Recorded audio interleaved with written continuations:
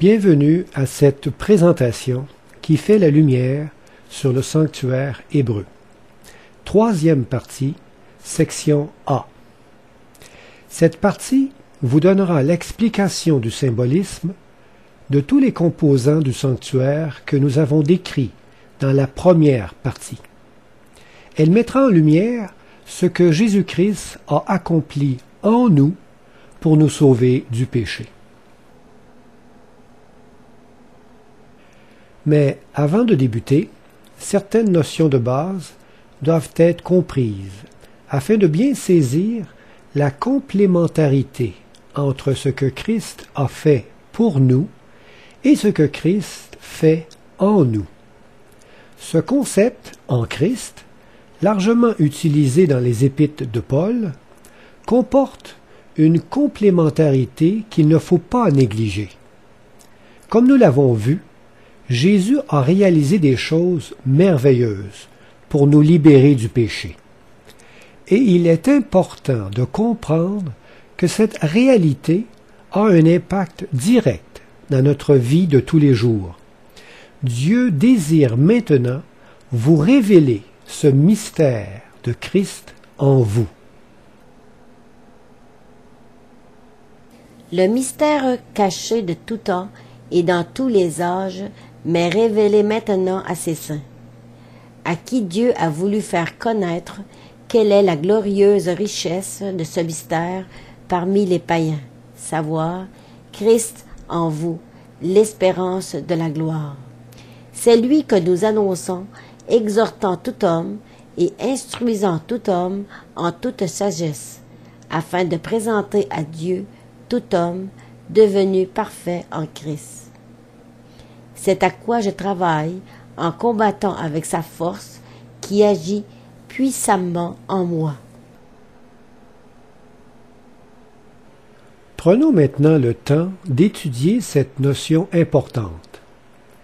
Moi en Christ, c'est ce que Dieu a fait pour moi. Alors que Christ en moi, c'est ce que Dieu fait en moi. Le concept en Christ englobe ces deux réalités.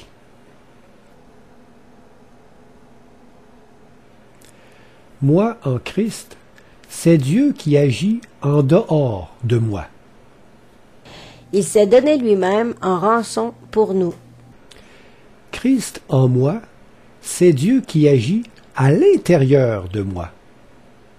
Et si l'esprit de celui qui a ressuscité Jésus d'entre les morts habite en vous, celui qui a ressuscité Christ d'entre les morts rendra aussi la vie à vos corps mortels par son esprit qui habite en vous. Moi en Christ, c'est Dieu qui agit sans mon consentement.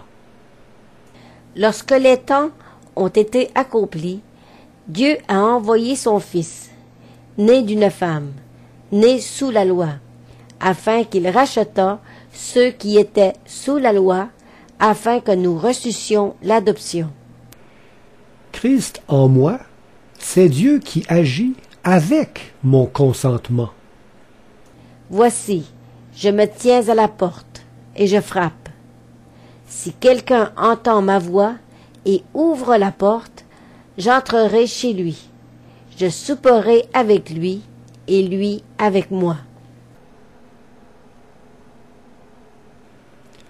Moi en Christ, c'est Dieu qui agit universellement. Par un seul acte de justice, la justification qui donne la vie s'étend à tous les hommes. Christ en moi, c'est Dieu qui agit individuellement. Afin que quiconque croit en lui ne périsse point, mais qu'il ait la vie éternelle. Moi en Christ, Dieu se donne à moi. Car Dieu a tant aimé le monde qu'il a donné son Fils unique. Christ en moi, c'est moi qui se donne à Dieu. Je vous exhorte donc, frères, par les compassions de Dieu, à offrir vos corps comme un sacrifice vivant, saint, agréable à Dieu. Moi, en Christ, tout s'est accompli dans le passé. Quand Jésus eut pris le vinaigre, il dit, « Tout est accompli. » Et baissant la tête, il rendit l'esprit. Christ, en moi, tout s'accomplit dans le futur. Mais maintenant, étant affranchi du péché et devenu esclave de Dieu, vous avez pour fruit la sainteté et pour fin la vie éternelle. Moi, en Christ, tout est complet et achevé. Mais vous avez été lavés, mais vous avez été sanctifiés, mais vous avez été justifiés au nom du Seigneur Jésus-Christ et par l'Esprit de notre Dieu. Christ, en moi, tout est incomplet et à faire. C'est pourquoi nous ne perdons pas courage. Et lors même que notre homme extérieur se détruit, notre homme intérieur se renouvelle de jour en jour. Ces deux facettes, qui semblent contradictoires, sont en réalité complémentaires. Moi, en Christ, Dieu agit en dehors de moi.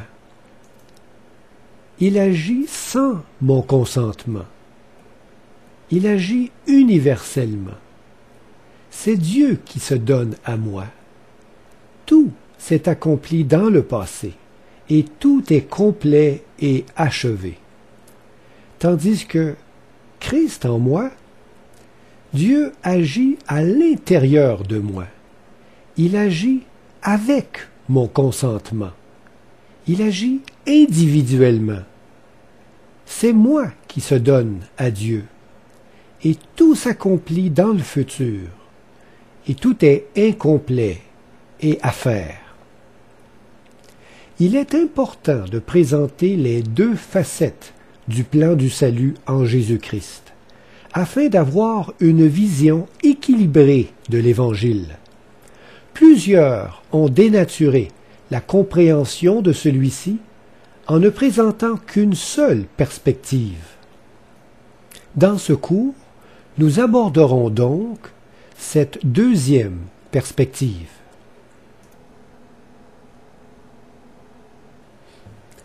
Aussi, avant de commencer, il est important de bien réaliser que notre corps est un sanctuaire où Dieu désire habiter. Quand nous acceptons la présence du Saint-Esprit dans notre cœur, notre être devient un sanctuaire pour Dieu. À travers nous, Dieu désire se révéler au monde. En lui, tout l'édifice, bien coordonné, s'élève pour être un temple saint dans le Seigneur.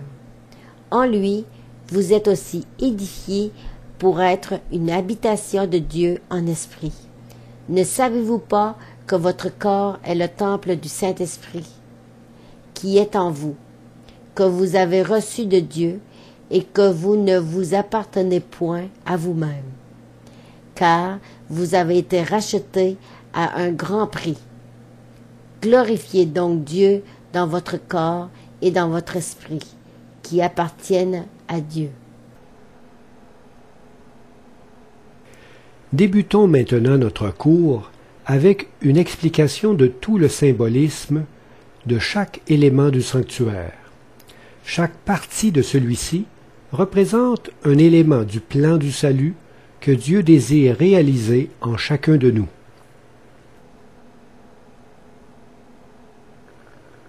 La globalité du sanctuaire représente tout le plan du salut que Dieu souhaite réaliser en moi. Le Seigneur désirait enseigner à son peuple les grandes vérités de la rédemption par le symbolisme du sanctuaire terrestre. Et si l'esprit de celui qui a ressuscité Jésus d'entre les morts habite en vous, celui qui a ressuscité Christ d'entre les morts rendra aussi la vie à vos corps mortels par son esprit qui habite en vous. Depuis son entrée dans le lieu très saint du sanctuaire céleste, Jésus nous appelle à devenir des souverains sacrificateurs pour Dieu. Il souhaite que nous entrions avec lui dans son ministère de purification. À travers nous, Dieu désire rendre témoignage de son amour au monde entier. Il fait de nous des souverains sacrificateurs, des femmes et des hommes saints, appelés au sacerdoce royal. L'entrée récente de Jésus-Christ dans le lieu très saint nous a octroyé ce privilège. Vous serez pour moi un royaume de sacrificateurs et une nation sainte. Voilà les paroles que tu diras aux enfants d'Israël. Et vous-même, comme des pierres vivantes, édifiez-vous pour former une maison spirituelle, un saint sacerdoce, afin d'offrir des victimes spirituelles agréables à Dieu par Jésus-Christ. Vous êtes une race élue, un sacerdoce royal, une nation sainte, un peuple acquis, afin que vous annonciez les vertus de celui qui vous a appelé des ténèbres à son admirable lumière. Ainsi donc, frères, puisque nous avons, au moyen du sang de Jésus, une libre entrée dans le sanctuaire, par la route nouvelle et vivante qu'il a inaugurée pour nous au travers du voile, c'est-à-dire de sa chair. La clôture représente mon caractère épuré. La blancheur de la tenture exprime la pureté et la sainteté du caractère du chrétien. Cette tenture est comme un grand vêtement. Le chrétien repentant qui entre dans le sanctuaire est couvert par la justice du Christ. Revêtez-vous du Seigneur Jésus-Christ. C'est en lui que vous avez été instruits à revêtir l'homme nouveau, créé selon Dieu, dans une justice et une sainteté que produit la vérité. Réjouissons-nous et soyons dans l'allégresse, et donnons-lui gloire, car les noces de l'agneau sont venues, et son épouse s'est préparée. Et il lui a été donné de se revêtir d'un fin lin éclatant, pur, car le fin lin, ce sont les œuvres justes des saints.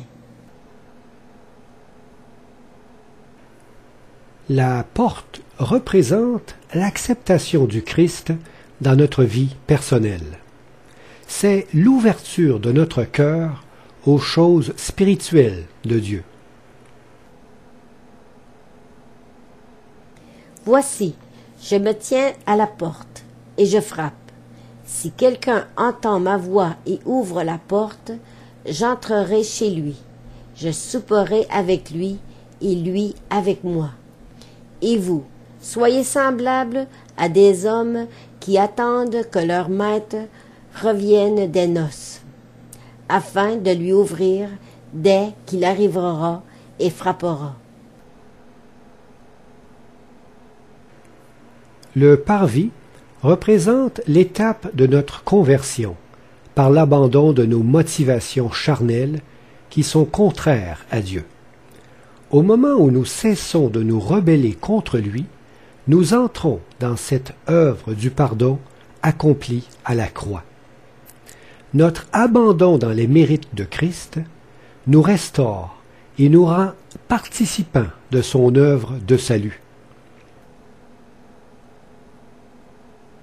Jésus répondit, « En vérité, je te le dis, si un homme ne naît d'eau et d'esprit, il ne peut entrer dans le royaume de Dieu. Ce qui est né de la chair est chair, et ce qui est né de l'esprit est esprit.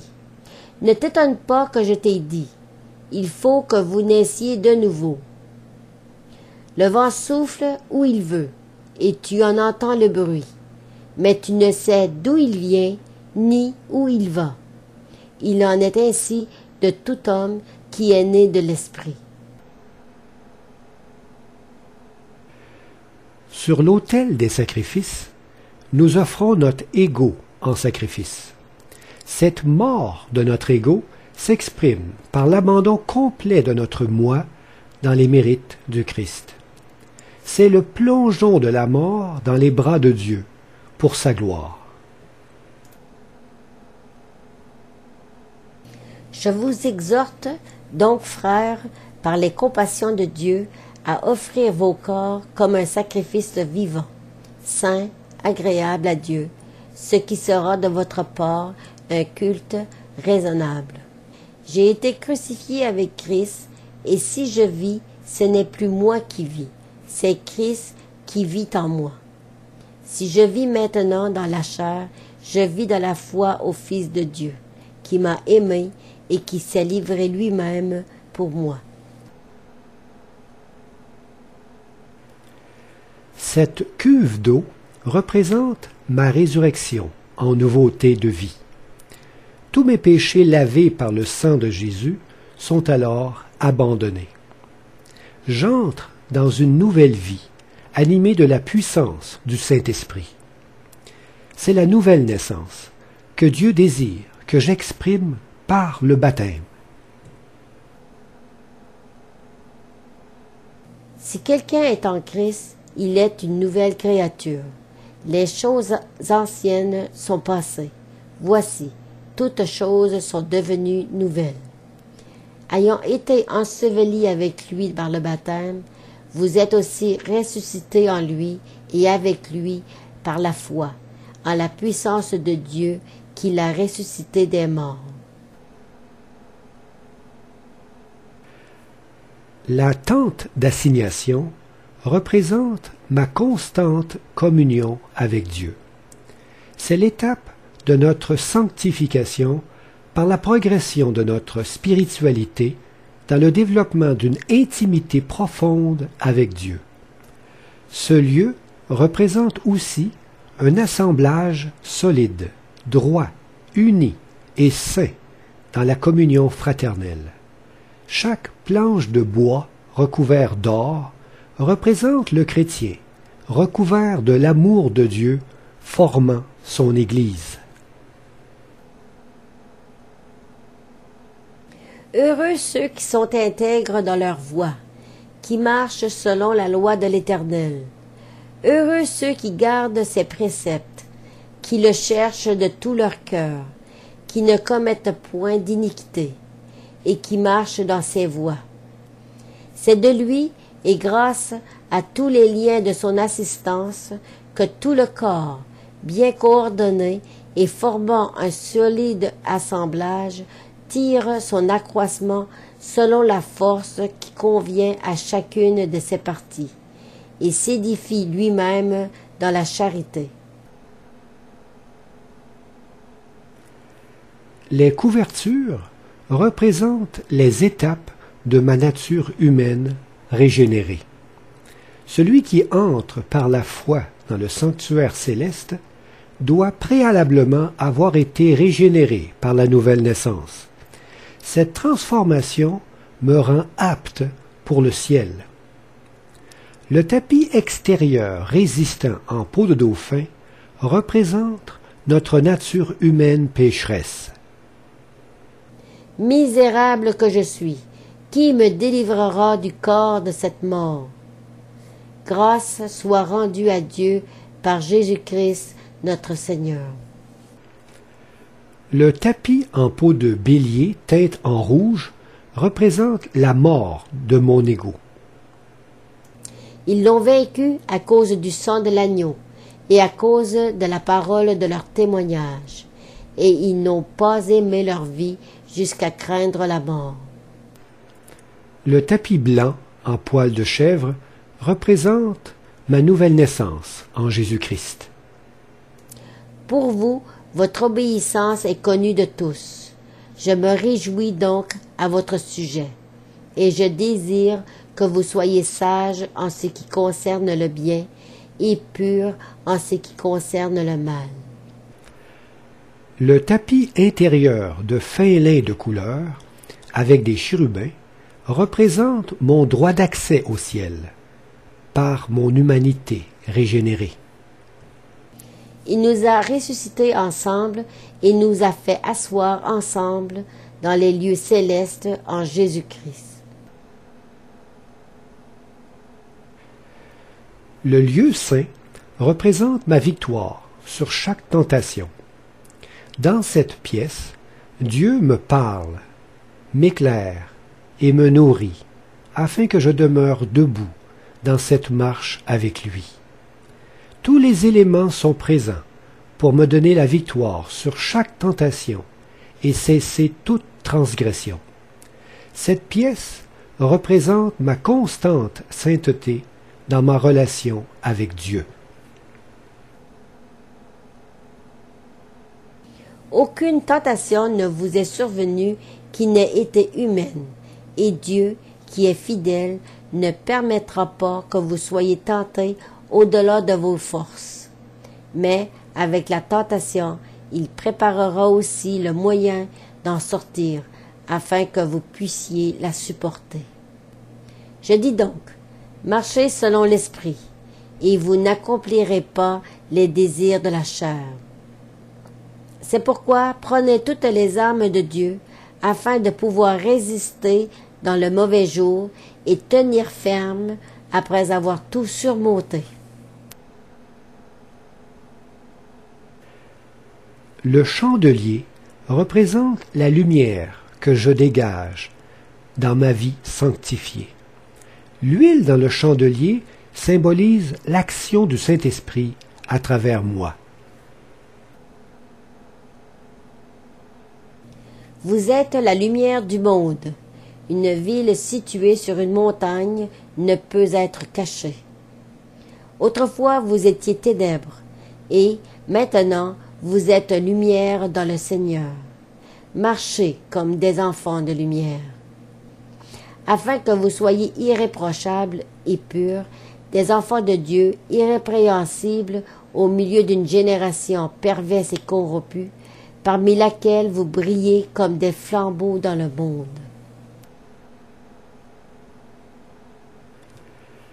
La table des pains de proposition représente ma proclamation de l'Évangile. Le pain représente la parole de Dieu. En Christ, nous sommes des porte-paroles pour Dieu. Quand Dieu vit en nous, nous devenons des ambassadeurs pour Christ, portant sa parole dans le monde entier. Dans les derniers jours, dit Dieu, je répandrai de mon esprit sur toute chair. Vos fils et vos filles prophétiseront. Vos jeunes gens auront des visions, et vos vieillards auront des songes. Oui, sur mes serviteurs et sur mes servantes. Dans ces jours-là, je répandrai de mon esprit, et ils prophétiseront. Car ce n'est pas par une volonté d'homme qu'une prophétie a jamais été apportée, mais c'est poussé par le Saint-Esprit que des hommes ont parlé de la part de Dieu. Vous êtes manifestement une lettre de Christ écrite par notre ministère, non avec de l'encre, mais avec l'Esprit du Dieu vivant, non sur des tables de pierre, mais sur des tables de chair, sur les cœurs. L'Esprit de l'Éternel parle par moi, et sa parole est sur ma langue.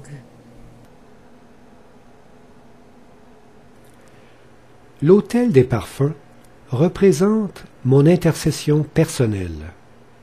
Les voluptés de fumée représentent mes prières d'intercession qui s'élèvent, mêlées au doux parfum des mérites du Christ. Cet autel représente mon lien de communication avec Dieu, à travers lequel sont prises toutes mes décisions. Ma relation avec Dieu est à la base de tous mes choix et de toutes mes actions. Que ma prière soit devant ta face comme l'encens, et l'élévation de mes mains comme l'offrande du soir. Et un autre ange vint, et il se tint sur l'autel, ayant un encensoir d'or. On lui donna beaucoup de parfums, afin qu'il les offrît avec les prières de tous les saints, sur l'autel d'or qui est devant le trône. Grâce soit rendue à Dieu, qui nous fait toujours triompher en Christ, et qui répand par nous en tout lieu l'odeur de sa connaissance. Nous sommes, en effet, pour Dieu la bonne odeur de Christ, parmi ceux qui sont sauvés et parmi ceux qui périssent. Le voile représente mon reflet de Dieu. En Jésus-Christ, je deviens un prisme au travers duquel le monde entier peut contempler la gloire de mon Seigneur. Jésus-Christ vivant en moi, je deviens un véritable grand sacrificateur, et je peux traverser par la foi le voile de mon humanité et voir Dieu face à face. Ayez au milieu des païens une bonne conduite, afin que, là même où ils vous calomnient, comme si vous étiez des malfaiteurs, ils remarquent vos bonnes œuvres et glorifient Dieu au jour où il les visitera. Que votre lumière luise ainsi devant les hommes, afin qu'ils voient vos bonnes œuvres et qu'ils glorifient votre Père qui est dans les cieux. Le lieu très saint représente ma victoire sur chaque faiblesse. Cette pièce représente l'œuvre de ma purification en Jésus-Christ, afin de me donner la victoire sur tous mes péchés inconscients. Dieu désire que je puisse vivre en sa présence. Il désire me purifier de toute tache d'impureté. Avant le retour de Jésus, les élus auront purifié leur caractère à l'image de leur Maître. Afin de faire paraître devant lui cette Église glorieuse, sans tache, ni ride, ni rien de semblable, mais sainte et irrépréhensible. C'est lui que nous annonçons, exhortant tout homme et instruisant tout homme en toute sagesse, afin de présenter à Dieu tout homme devenu parfait en Christ, jusqu'à ce que nous soyons tous parvenus à l'unité de la foi et de la connaissance du Fils de Dieu, à l'état d'homme fait, à la mesure de la stature parfaite de Christ. L'arche d'alliance représente mon propre jugement. Par ma vie purifiée, je deviens un témoignage de justice. Présentement, Dieu me passe en examen pour enlever toute tache d'impureté de mon caractère, afin que je devienne un modèle de référence. Ma vie exemplaire devient donc un jugement pour ceux qui rejettent Dieu.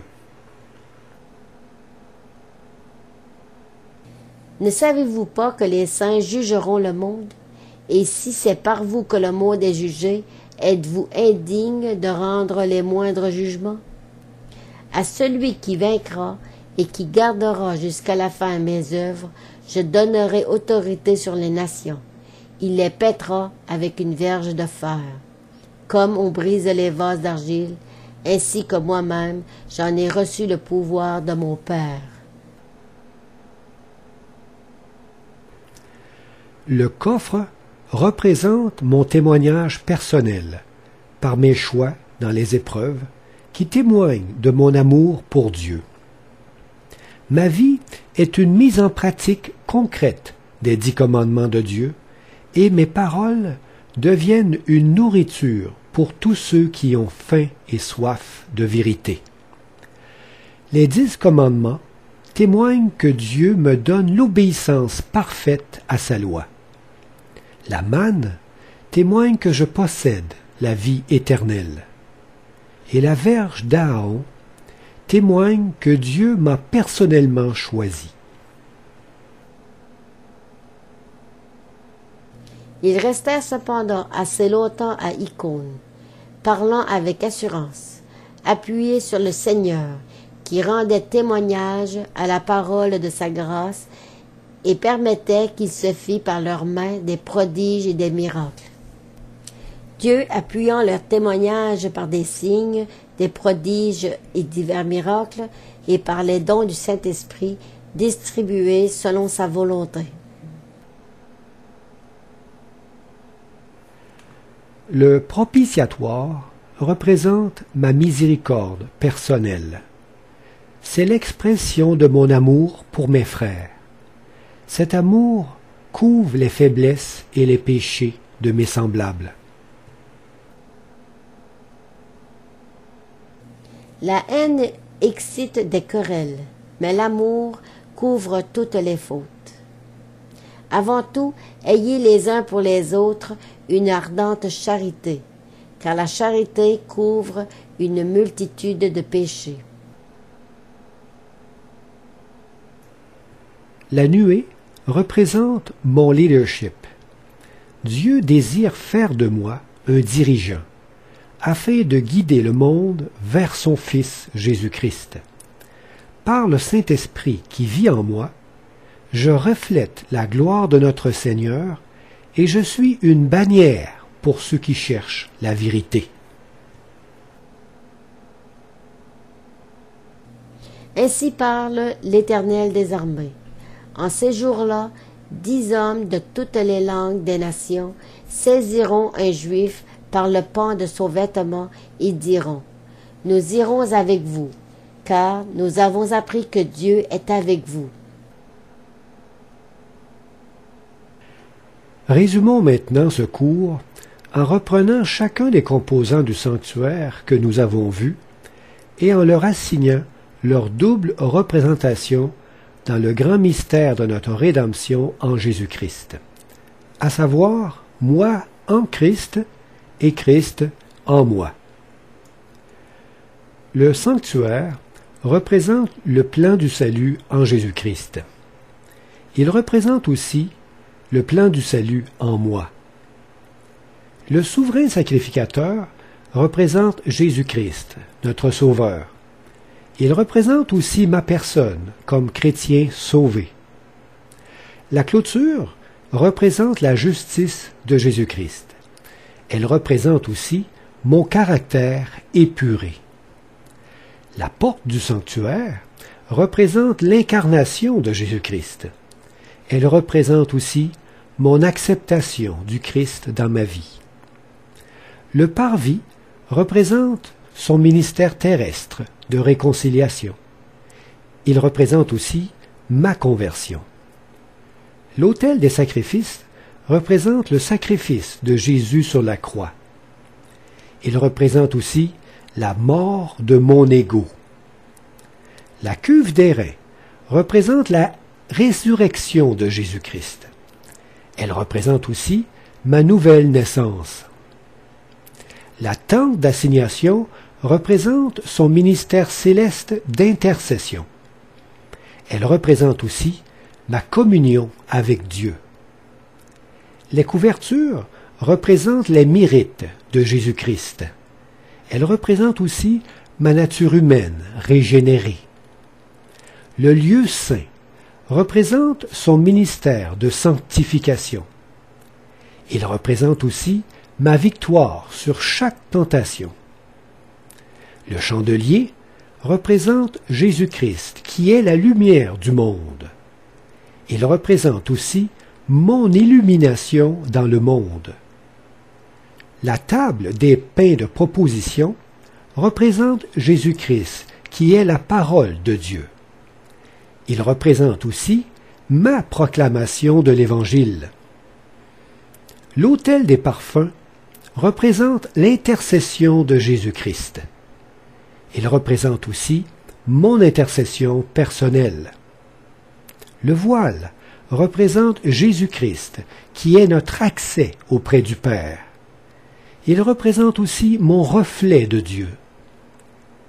Le lieu très saint représente son ministère de purification. Il représente aussi ma victoire sur chaque faiblesse. L'Arche d'Alliance représente Jésus-Christ, qui est notre juge. Elle représente aussi mon propre jugement. Le coffre représente le témoignage de l'amour de Jésus. Il représente aussi mon témoignage personnel. Le propitiatoire représente la miséricorde de Jésus-Christ. Il représente aussi ma miséricorde personnelle. La nuée représente Jésus-Christ, qui est notre guide. Elle représente aussi mon propre leadership.